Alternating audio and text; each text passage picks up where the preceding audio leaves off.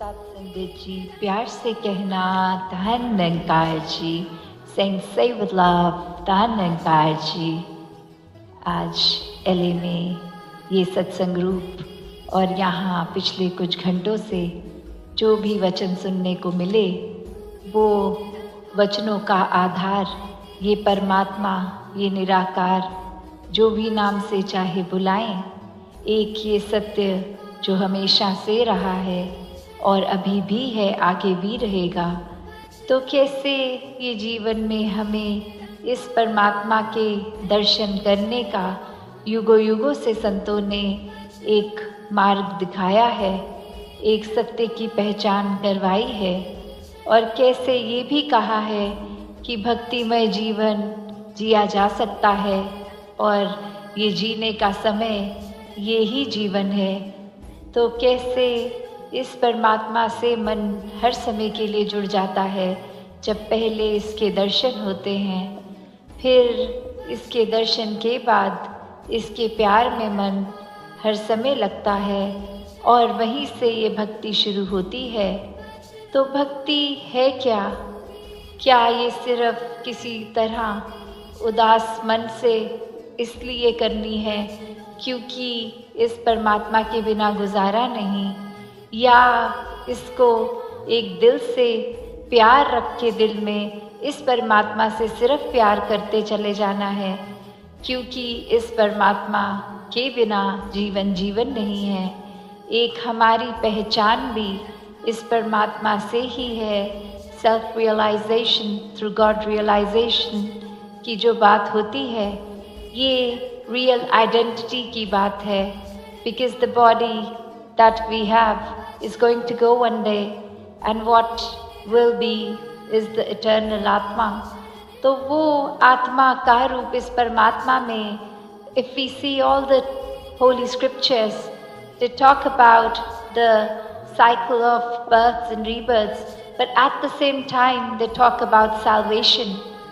So the salvation is achievable while we are still living, and the way we can achieve this is to know our true self, which is not this body, but the soul when it unites with the oversoul, this supreme, this Lord, this truth, whichever name you want to call it by. तो ये हर समय रहने वाली सच्चाई के साथ जब हम जुड़ते हैं तो ही वाकई ही ये जीवन हर पल एक आनंदमय, the blissful life, वो एक जीने के लिए जिए जा सकती है। तो कैसे अक्सर इंसान हमेशा कुछ ना कुछ सोच में ही रहता है। From the moment a child is born, the focus and the इच्छाएं जैसे होती हैं, एक फोकस जो एक ध्यान होता है, so the wants they never stop, and after one thing the other comes, and the fulfillment of one also makes another wish in our hearts that we want to then achieve. तो कैसे ये एक cycle one after the other, एक इच्छाएं ये तो कभी ख़त्म नहीं होती। तो जीवन में अगर इच्छाओं के पीछे ही भागते रहेंगे तो फिर एक स्थिरता कहाँ आएगी, क्योंकि कोई भी चीज़ उसकी एक लिमिटेड शेल्फ लाइफ है, एक लिमिटेड लाइफ स्पैन है। तो एक चीज़ जैसे जैसे न्यू भी कुछ होती है, if we buy something new, initially we will be taking care so much of that thing that we will ensure that the thing is truly in its perfect condition, and gradually over time we realize that the value that we once had of that possession isn't as much. तो हम कैसे एक नई चीज़ एक समय जो नहीं थी और अब धीरे धीरे वो पुरानी लगती है, फिर हम भी उसका ख्याल इतना नहीं रखते जितना पहले रखते थे। तो ये मन में बात है कि वो वस्तु भी वही है, हम भी वही हैं, the thing is the same and we are the same, but then why still we keep losing its value over time? क्योंकि बात वही कि वो सामान है, वो अगर कोई रिश्ते भी हैं वो तब तक ही अपनी वैल्यू रखते हैं जब तक हम उनको एक वैसा दर्जा दें, जब तक हम चाहें। तो एक अक्सर इसमें एस्पेक्ट ये भी आ जाता है कि कोई उससे ज़्यादा अच्छी चीज़ दिख जाती है तो उस चीज़ की कद्र छूट जाती है. Like a story where this man once had a car which was quite a renowned car, and then he used to park it right in front of his gate so that all the friends ever who came or whoever came to his house would first see the car and then enter, and then the only conversation starter would be the car and how nice the car is. And this used to really give him a sense of elevation that I am slightly supreme than the others because I can possess this. And one day a friend enters, the car isn't parked there anymore. And as he goes to speak to his friend, the conversation isn't even about the car anymore. And then the friend wonders that all day long all he could do was talk about the car, and suddenly what's happened? And then suddenly the conversation starts and the owner of the car then says, let's not talk about the car, I'm feeling quite low about it. And then the question arises that why are you feeling low about it? So the friend takes the guest to the neighbor's backyard where it's visible that the neighbor now has bought a more better brand, a more expensive car, a more prettier car than that. So the crust of the story here is that a lot of times that whatever we possess, we are not contented by it. It's only that we half of the time buy things just so that others can appreciate us more. We can hold that kind of supremacy over others. It's not even about us, it's about the world, them. What kind of status would I get? What kind of respect will I get? So if we actually start living is when we will be satisfied with whatever car, whatever house, whatever circumstances that we are in, because everything is blessed by God. And we wouldn't really care about what kind of financial status does our neighbor, our friends, the circle around us is. In fact, we wouldn't even limit ourselves to just certain kind of people who we want to talk with, we want to interact with. Because once we see that God is in everyone, we won't really have any kind of biases. We won't really see if we're talking to someone is the person is of a different origin or a different race or any other kind of references that man has created to hate each other. Because all that man is meant to do is to love. Because God is love and love is God. और किस तरह फिर ये प्रेम की बात जहाँ आ जाती है, वहीं एक ये ख्याल कि ये परमात्मा ने प्यार करने के लिए संसार बनाया, ये परमात्मा ने एक दूसरे से नफरत नहीं करनी सिखाई.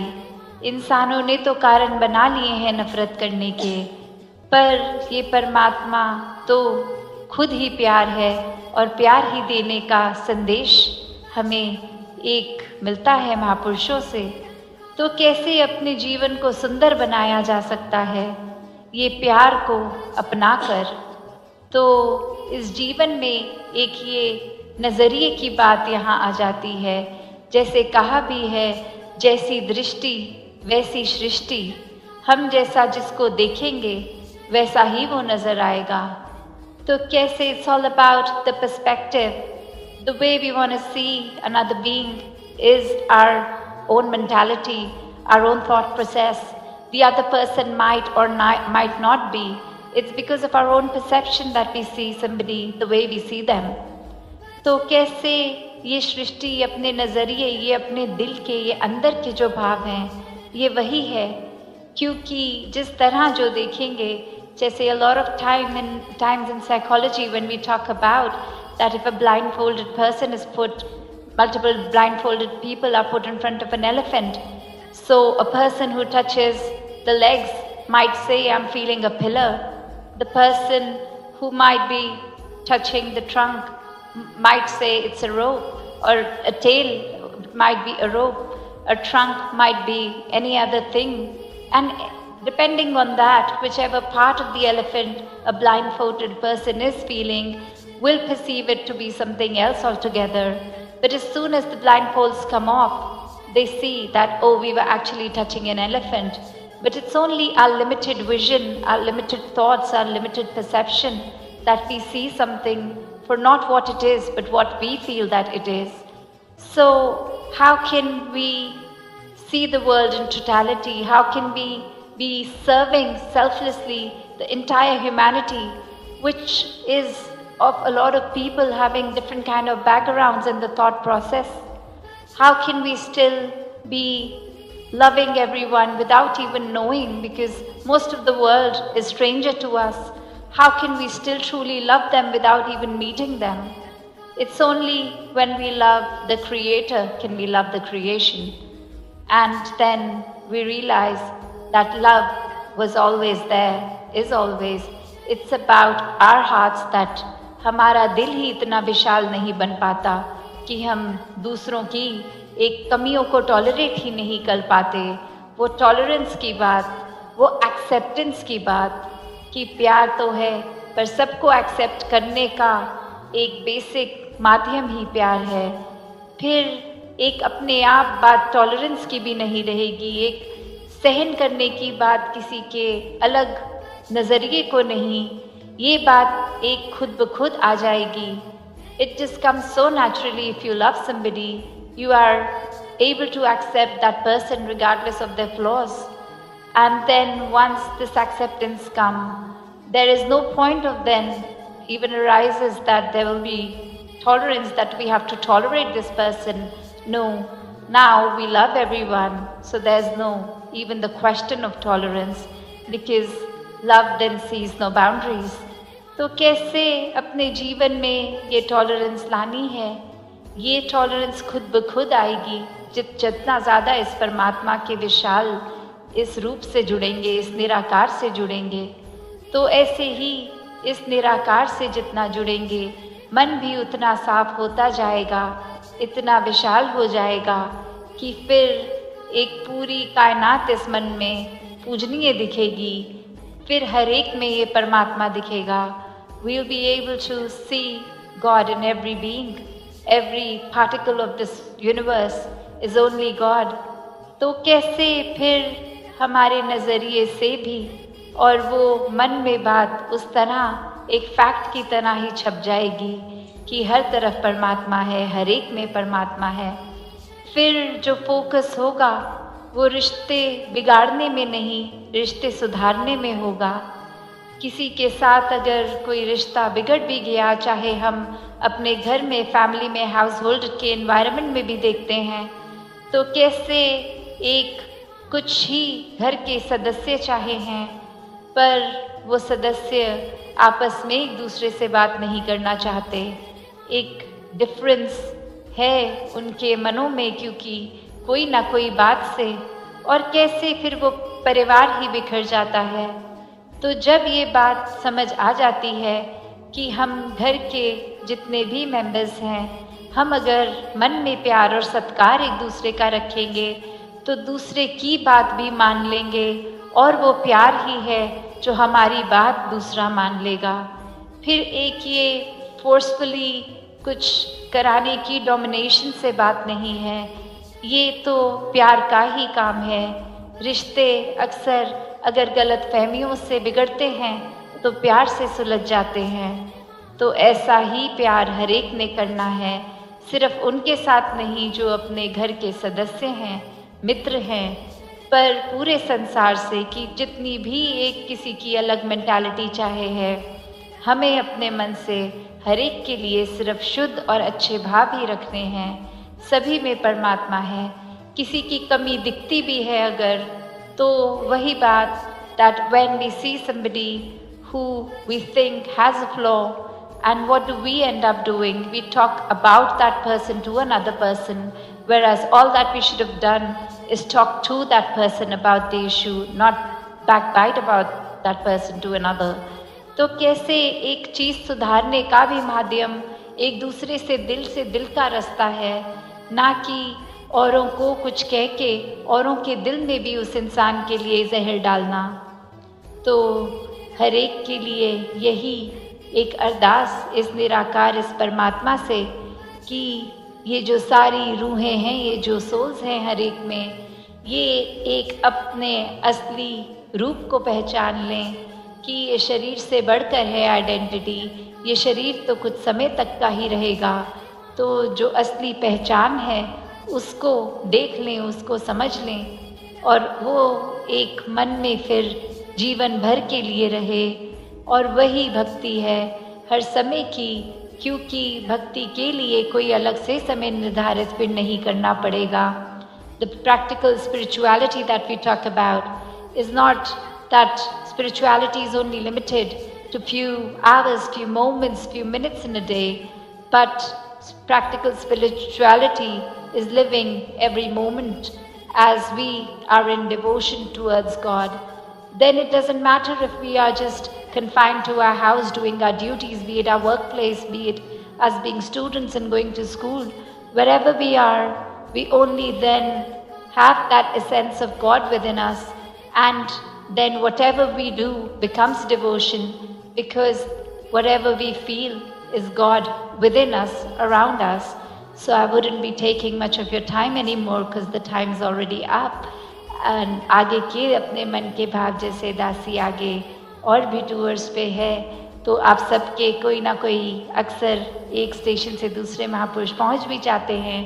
तो आप में से आगे जो भी आएंगे और जो नहीं भी किसी कारण आज या आगे नहीं टूर पे आ पाए, दातार कृपा करे हर एक के ऊपर कि हर कोई सेवा सिमरन सत्संग से जुड़कर इस निराकार से जुड़ के अपनी भक्ति में जीवन को जीता चला जाए।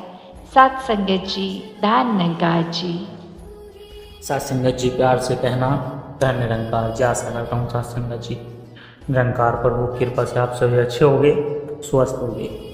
सात संगत जी आप जी के चरणों में बहुत ही सुंदर कहानी विचार जिसका विषय है शिवपुर की अद्भुत कहानी।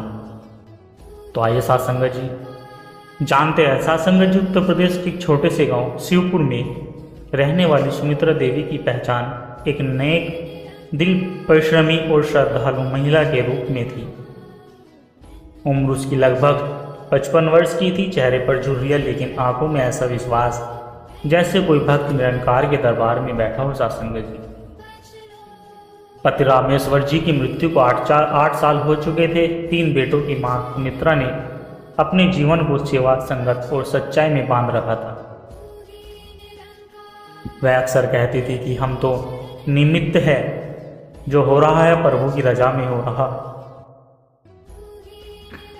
गांव में निरंकारी सत्संग के आयोजन में उनकी अग्रणी भूमिका रहती।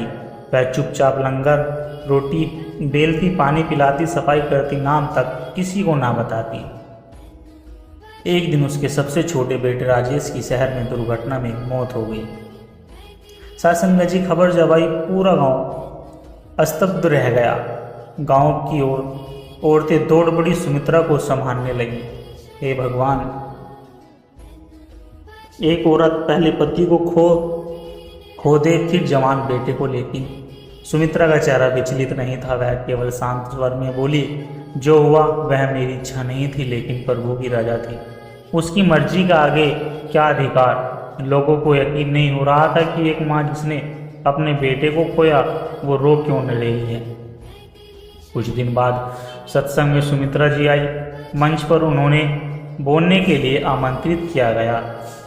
सभी सोच रहे थे या शायद वह फूट फूट कर रोएगी, लेकिन उन्होंने जो कहा वह सैकड़ों जीवन का नया दृष्टिकोण बन गया। सत्संग जी महापुरुषों, हमें जो प्रिय है वह हमारे पास हमेशा रहे, यह संभव नहीं। यह शरीर, यह रिश्ते, यह सांसें सब उसी निरंकार की देन। राजेश भी उसी का बेटा था और वहीं उसे वापस ले गया। अगर मैं रोती झल्लाती प्रश्न उठाती तो क्या मेरा बेटा लौट आता? नहीं, पर मेरा समर्पण कमज़ोर हो जाता, मैं टूट जाती। लेकिन मैंने नाम लिया और सतगुरु की वाणी को हृदय से लगाया। सत्संग जी, रजा में रहो, रब पास है, यही समर्पण है। ना सुख में हर्ष, ना दुख में क्रोध, पर जैसे उनकी मर्जी। सत्संग में शांति छा गई। कई लोग रो पड़े, लेकिन यह आंसू करुणा के नहीं श्रद्धा के थे। सत्संग जी, सुमित्रा के जीवन ने गांव में नई चेतना फैला दी। अब जब किसी को कोई कष्ट होता वे सुमित्रा के पास जाते, कहते माँ जी यह क्यों हुआ। वह मुस्कुराकर कहते कि राजा को समझो, विरोध मत करो। राजा को समझो, विरोध मत करो, जो हुआ उसमें तुम्हारा भला ही छिपा है। गांव के युवाओं में वैर भाव कम हुआ, लोग मिलजुल कर रहने लगे। लोग अब बीमारी में डॉक्टर के साथ दुआ भी करने लगे। सत्संग जी, कोई फसल खराब होने पर शोर नहीं करता, कहते सुमित्रा माँ ने कहा है अगली बार उसे अच्छा होगा, यह उसकी रजा है। एक दिन शहर से आए निरंकारी प्रचारक ने सुमित्रा से पूछा कि कभी हारने का मन नहीं हुआ। सुमित्रा हंसी और बोली, जब नाव को नाविक मिला हो तो लहरों से क्या डर। सतगुरु ने हमें नाम दिया है, वह डोर है और जो हर तूफान में थामे रखती है। मैं जानती हूँ मेरा कोई दुख वास्तव में दुख नहीं, वह तो उस मालिक की लीला है और उस लीला को स्वीकार करना ही सच्चा समर्पण है। सत्संग जी, राजेश की मृत्यु के कुछ महीने बीत चुके थे। सुमित्रा पहले से भी ज़्यादा संयमित और सक्रिय दिखती, लेकिन उनके बड़े बेटे सूरज के मन में आंधियाँ चल रही थी कि राजेश की मौत के दिन से ही सूरज अंदर से टूट गया था। उसकी सोच थी कि माँ कैसे इतने शांत रह सकती है, क्या माँ को कोई दर्द नहीं है, क्या यह दिखावा है। अक्सर वह माँ से कहता, माँ तुम रो क्यों नहीं पड़ती। मैं तो हर रात सुन ही पाता, भाई चला गया और बस तुम रजा रजा करती रहती हो। सुमित्रा मुस्कुराकर कहती है कि बेटा मैं रोती, अगर मुझे यकीन होता कि रोने से कुछ बदलेगा, लेकिन मैं जानती हूँ जो हुआ वही होना था। तुम्हें भी उस परम सत्ता की रजा समझनी होगी। पर सूरज का हृदय विरोधी हो चला था। सत्संग जी, उसे लगा कि धर्म ने माँ को पत्थर बना दिया। धीरे धीरे सूरज ने सत्संग जाना बंद कर दिया। अब वह माँ के रास्ते को दुनिया से भागने का तरीका कहने लगा। सत्संग जी, एक दिन उसने गुस्से में माँ से कहा, अगर यही रजा है तो फिर क्या हम कुछ भी नहीं करें। जब अन्याय हो तब भी चुप रहे, क्या यही समर्पण है। सुमित्रा ने उस दिन बहुत शांति से उत्तर दिया, कहा समर्पण का अर्थ कायरता नहीं है बेटा, समर्पण का अर्थ है जो हमारे बस में नहीं, उस पर रोने की बजाय उसे स्वीकार कर, उसमें प्रभु की लीला देखना। तू प्रयास कर, संघर्ष कर, पर फल की अपेक्षा छोड़ दे। वही तो गीता कहती है, कर्म कर, फल की चिंता मत कर, यही तो रजा है। सत्संग जी, सूरज चुप हो गया, पर भीतर उसकी उलझने अभी भी थी। उसी साल गांव में भारी बाढ़ आ गई, कई घर बह गए, फसलें बर्बाद हो गई, कई लोग शहर चले गए, कुछ टूट गई। सुमित्रा गांव में डटी रही। सत्संग जी, इन्होंने भंडारे शुरू किए, लोगों के लिए घर खोले। उनकी झोंपड़ियों में 3 परिवार रहने लगे। लोग बोले, माँ जी आपको भी तो नुकसान हुआ है। वह बोली, अगर मेरी रोटी से कोई भूखा नहीं सोता तो वह मेरी कमाई है। यह सब तो माया है, आई है और चली गई। उनका समर्पण अब पूरे गांव को एकजुट करने लगा था। सत्संग जी, लोग कहने लगे थे कि जिसने अपना बेटा खोकर भी रजा समझ ली वह उसका बाढ़ क्या बिगाड़ेगी। सत्संग जी, एक रात सूरज चुपचाप माँ के पास आया। उसने कहा, माँ मैंने सब देखा, अपने राजेश को खोया, फिर बाढ़ में सब खो दिया, पर आप कभी नहीं हारी। आज मैं समझा आपकी शक्ति कहीं बाहर से नहीं भीतर से ही आती है। सुमित्रा की आंखों में पहली बार पानी छलका, लेकिन अब अश्रु दुख के नहीं शांति के थे। सत्संग जी, वह बोली, आज तूने रजा को समझा बेटा, यही समर्पण है। जब भीतर का तूफान शांत हो जाएगा। सूरज ने उसी रात से फिर सत्संग में आना शुरू कर दिया। सत्संग जी, जब वह अपनी दुकान में भजन चलाने लगा और माँ ने दिखाया कि प्रभु की मर्जी को अपनाना कमजोरी नहीं, आत्मा की सबसे बड़ी ताकत है। कुछ ही महीनों में गांव में बदलाव दिखने लगा। लोग अब शिकायत कम स्वीकार ज़्यादा करने लगे। साथ संगत जी, युवाओं में सहनशीलता बढ़ी। साथ संगत जी,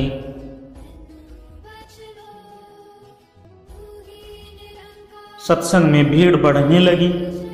एक दिन शहर से आए एक निरंकारी प्रचारक ने पूछा कि आपके गांव में यह परिवर्तन कैसे आया। गांव का एक बुजुर्ग बोला, साथ संगत जी, यह सब उस माँ की वजह से है जिसने राजा को सिर्फ बोलना नहीं बल्कि जिया भी है। उसने अपने बेटे को खोया लेकिन विश्वास नहीं खोया। हमें अब समझ आया कि राजा में रहना सच्चे संत का गुण है। वही भक्ति है, वही शक्ति है। साथ संगत जी, एक दिन खबर आई कि सदगुरु बाबा जी पास के नगर में सत्संग के लिए पधार रहे हैं। गांव में उत्साह का माहौल था। सूरज और गांव के अन्य श्रद्धालुओं ने बाबा जी से विनती की कि बाबा जी कृपया हमारे गांव पधारे। हमारे बीच एक ऐसी माँ है जिन्होंने राजा को जी कर दिखाया। बाबा जी मुस्कुराए। जहाँ समर्पण होता है वहाँ हमें बुलाना नहीं पड़ता। साथ संगत जी, वहाँ हमारा मन स्वयं खींचा चला जाता है। अगले ही दिन सदगुरु गांव शिवपुर आए। गांव के चौपाल में सत्संग हुआ। सैकड़ों लोग एकत्रित हुए। बाबा जी ने सत्संग में सुमित्रा जी को मंच पर बुलाया और उन्होंने कहा कि यह स्त्री कोई साधारण महिला नहीं, यह उस सच्चे समर्पण की मिसाल है जो केवल किताबों में पढ़ा जाता है। इसने पति खोया, जवान बेटा खोया, फिर बाढ़ में अपने घर, लेकिन विश्वास नहीं खोया। जो मिला राजा से मिला, जो गया राजा में गया। यही ज्ञान है, यही नाम है, यही मुक्ति है। वहाँ पर एकत्रित सभी लोगों की आंखें नम थी। साथ संगत जी, लेकिन हृदय में आनंद और शांति। सतगुरु के जाने के बाद गांव में एक लंगर हुआ जो महीनों तक चला। गांव वालों ने तय किया कि हर माह एक सामूहिक सेवा दिवस रखा जाएगा। कोई भूखा न सोए, इसके लिए सुमित्रा अन्न सेवा केंद्र की स्थापना की गई। साथ संगत जी, गांव का स्कूल अब बच्चों को आध्यात्मिक शिक्षा भी देगा। समर्पण सेवा और नाम की। कुछ वर्षों बाद एक सुबह सुमित्रा देवी ने अपनी अंतिम सांस ली, लेकिन जाते जाते उन्होंने अपने पोते के कान में बस इतना कहा कि बेटा, जब सब कुछ भी समझ ना आए तो बस यह याद रखना, जो हो रहा है वैसे ही हो रहा है, क्योंकि वही उस निरंकार की रजा है। साथ संगत जी, इस विचार ने हमें यह सिखाया कि समर्पण केवल शब्दों से नहीं, व्यवहार से आता है। रजा को स्वीकार करना आसान नहीं, पर वही आत्मा को मुक्त कराता है। साथ संगत जी, सच्चे भक्त की पहचान विपत्ति में होती है, जब वह प्रभु से नाराज नहीं होता और न ही शिकायत करता। जब एक मनुष्य समर्पण से जीता है तो उसका प्रभाव पूरे समाज को बदल देता है। साथ संगत जी, रजा में रहना ही सच्चा समर्पण है, क्योंकि रजा में विरोध नहीं, विश्वास है। रजा में रोना नहीं, संतोष है। और रजा में खुद को खोकर उसी निरंकार को पा लेना, यही भक्ति की प्रकाष्ठा है। साथ संगत जी, साथ संगत जी, एक छोटे से गांव में एक युवा लड़का साथ संगत जी, एक छोटे से गांव में एक युवा लड़का अपने माता पिता के साथ रहता था। वह हमेशा सोचता था कि अगर उसके पास ज़्यादा दौलत और प्रतिष्ठा होती तो उसकी ज़िंदगी कितनी बेहतर होती। एक दिन उसने एक संत से पूछा, स्वामी जी, मैं हर रोज़ मेहनत करता हूँ, लेकिन मुझे लगता है कि मैं कभी भी सफलता की ऊंचाइयों को नहीं छू पाऊँगा। क्या मुझे कुछ खास करना चाहिए? स्वामी जी ने मुस्कुराकर कहा और उसे एक साधारण विचार सुनाए कि एक बार एक किसान खेत में काम कर रहा था। एक दिन उसके पास एक पुराना शीशे का दीपक आया।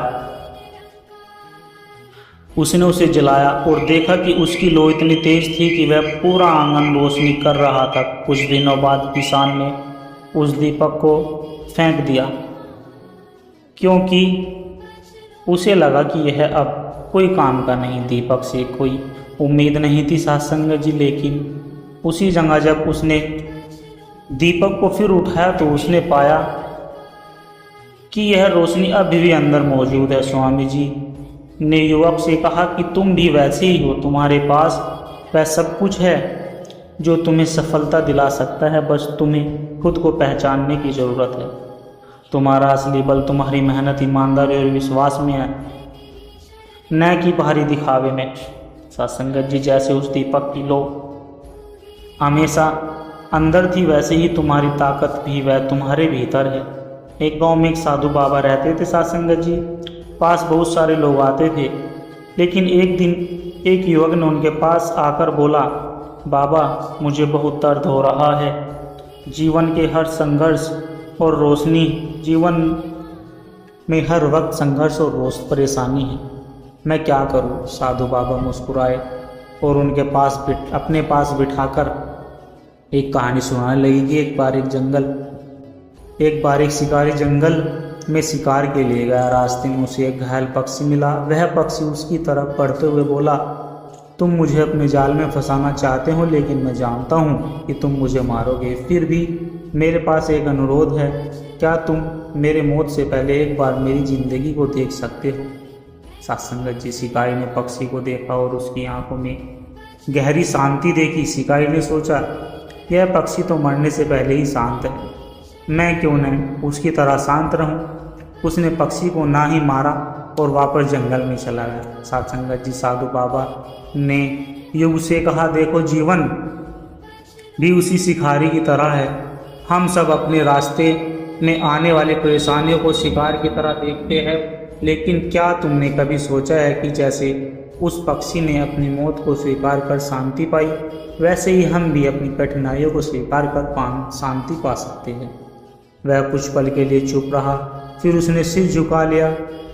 अब मैं समझ गया बाबा, मुझे अपनी परेशानियों को भाग्य के रूप में स्वीकार कर शांति से जीने की कोशिश करनी चाहिए। सत्संगत जी, बाबा जी मुस्कुराए और उन्होंने कहा कि यही असली ज्ञान है और यही असली शांति है। हमारे अंदर और हमारे बाहर निरंकार के साथ हमारा जुड़ाव एकदम सरल है, जैसे शुद्ध हवा का एक एहसास। आपको इसे महसूस करने के लिए ज़्यादा कुछ नहीं करना पड़ता होता है, सिर्फ अपने मन की चुप्पी को सुनना होता है। सत्संगत जी, जब हम खुद को और अपनी असलियत को समझते हैं, तब हमें भी यही समझ में आता है कि शांति और तुलना हमेशा हमारे भीतर होता है। निरंकार उसी शांति और संतुलन का स्वरूप है जो हमेशा हमारे साथ होता है। सत्संगत जी, बस हमें इसे महसूस करना होता है। जैसे कोई दरवाज़ा हो, उसे हम खुद खोल सकते हैं, लेकिन इसके लिए हमें खुद को पूरी तरह से समझना और अनदेखी शक्तियों से जुड़ने की ज़रूरत होती है। सत्संगत जी, जो हर जगह मौजूद है, हमारे अंदर और हमारे बाहर, निरंकार के साथ हमारा जुड़ाव एकदम सरल है। जैसे शुद्ध हवा का एहसास। आपको इसे ऐसे महसूस कराने के लिए ज़्यादा कुछ नहीं करना होता। सत्संगत जी, सिर्फ अपने मन की चुप्पी को सुनना होता है।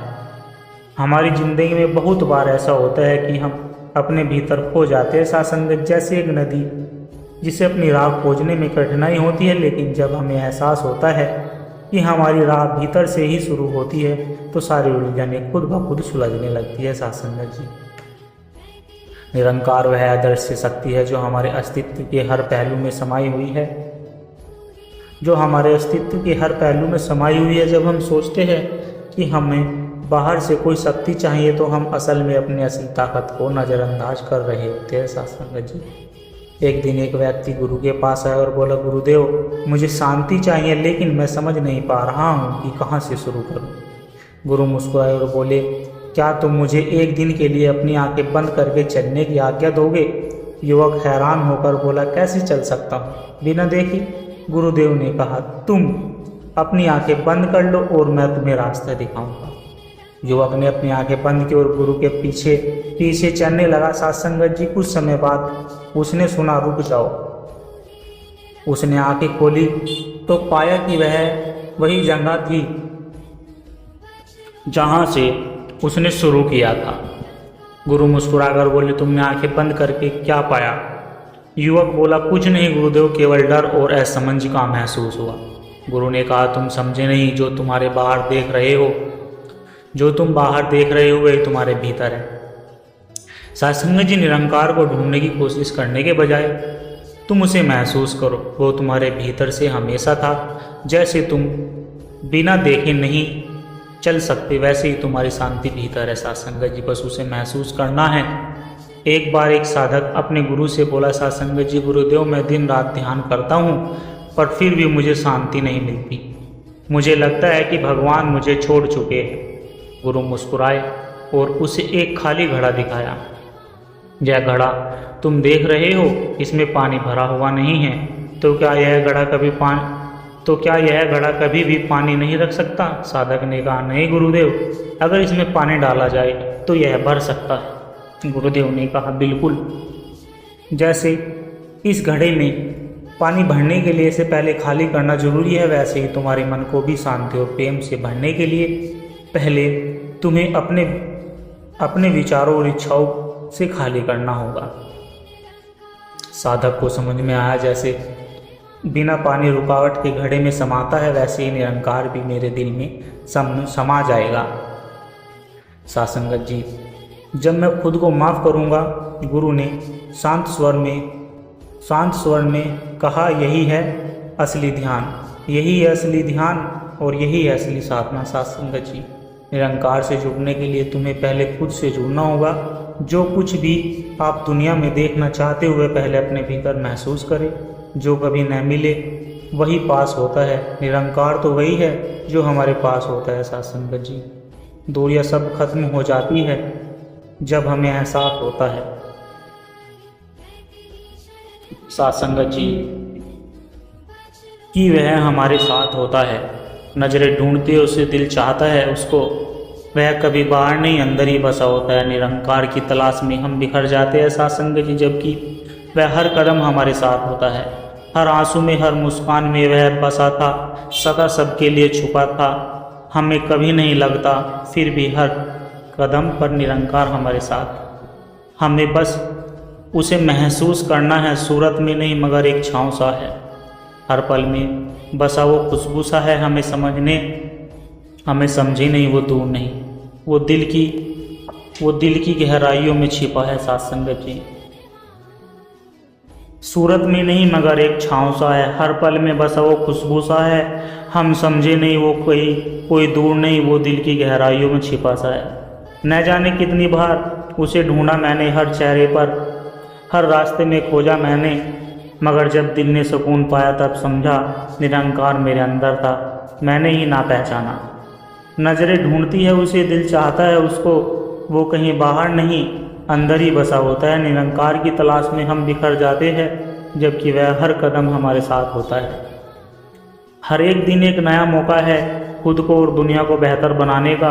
अगर हम अपने भीतर बदलाव लाते हैं तो वही बदलाव बाहर भी दिखेगा। आखिरकार उसकी सफलता दूसरों के दिलों में जगह बनाने में है, न कि सिर्फ अपने व्यक्तिगत लक्ष्य को पाने में है।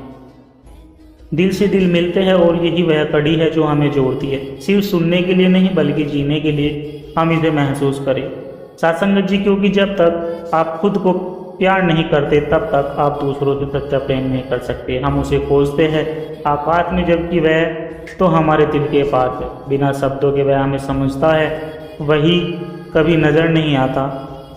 हर रुकावट में, हर मोड़ पर वह साथ होता है, चाहे हम देखें या ना देखें, निरंकार की राह पर चलना है। सत्संगत जी, पर जब हम खुद से जुड़ते हैं वही रोशनी राह हो जाती है, वही राह रोशन हो जाती है। हम जो देखते हैं वही हमें मिलता है। अगर हम अच्छाई और प्रेम की बौछार करोगे तो वही हमारे जीवन में लौट कर आएगी। सत्संगत जी, यही कानून है, यही संतुलन है। इसलिए अगर हम सच में किसी का दिल जीतना चाहते हैं तो हमें पहले खुद के दिल को खुला रखना होगा सत्संगत जी, और हमें दूसरों के दिलों में प्यार और सम्मान के बीज बोने होंगे। सत्संगत जी, आपके आसपास जो कुछ भी हो रहा है, अगर आप अपने अंदर शांति और संतुलन बनाए रखते हैं तो वह दुनिया आपके लिए कोई भी जटिलता पैदा नहीं कर सकती, क्योंकि आपकी असली ताकत आपके भीतर ही शांति है। सत्संगत जी, जो किसी बाहरी ताकत से नहीं बल्कि आपके आत्मविश्वास और विश्वास से आती है। आप कभी महसूस करते हैं जब आप बिल्कुल शांत होते हैं तो अचानक एक गहरी आंतरिक शांति का एहसास होता है। सत्संगत जी, वह सफलता होती है जब निरंकार आपके भीतर प्रकट होता है। हम इसे अनुभव कर सकते हैं, पर हम अक्सर इसे ढूंढने के बजाय बाहर की चीज़ों में खो जाते हैं। कभी सोचा है कि जिस तरह से आकाश में तारे हैं, वैसे ही हमारे भीतर भी एक सितारा छुपा हुआ है जो निरंकार है, यह हमारे अंदर है। बस हमें उसे देखना और महसूस करना होता है साथ संगत जी। सूरत में नहीं मगर एक छाँव सा है, हर पल में बसा वो खुशबू सा है। हम समझे नहीं वो कोई दूर नहीं, वो दिल की गहराइयों में छिपा सा है। हर आंसू में, हर मुस्कान में बसा था सदा, सबके लिए छपा था। हमें कभी नहीं लगता फिर भी हर कदम पर निरंकार हमारे साथ। हमें बस उसे महसूस करना है, न जाने कितनी बार उसने उसे ढूंढा मैंने, हर चेहरे हर रास्ते में खोजा मैंने, मगर जब दिल ने सुकून पाया तब समझा निरंकार मेरे अंदर था। मैं नहीं पहचान पाया। नज़रें ढूंढती है उसे, दिल चाहता है उसको, वह कहीं बाहर नहीं अंदर ही बसा होता है। निरंकार की तलाश में हम बिखर जाते हैं, जबकि वह हर कदम हमारे साथ होता है। जो भी ना मिले, जो कभी ना मिले वही पास होता है। निरंकार तो वही है जो हमारे पास होता है। दुनिया सब खत्म हो जाती है जब हमें एहसास होता है कि वह हमारे साथ होता है। सत्संगत जी दास के द्वारा कही गई कहानी विचार यदि आप जी को अच्छे लगे हो तो वीडियो को लाइक करें, शेयर करें और कमेंट बॉक्स में साथ संगत जी अपने विचार साझा जरूर करें। और दास को आशीर्वाद दें कि हर रोज आप जी के चरणों में ऐसे ही सुंदर सुंदर विचार लेकर आता रहूं। सत्संगत जी प्यार से कहना, धन निरंकार जी।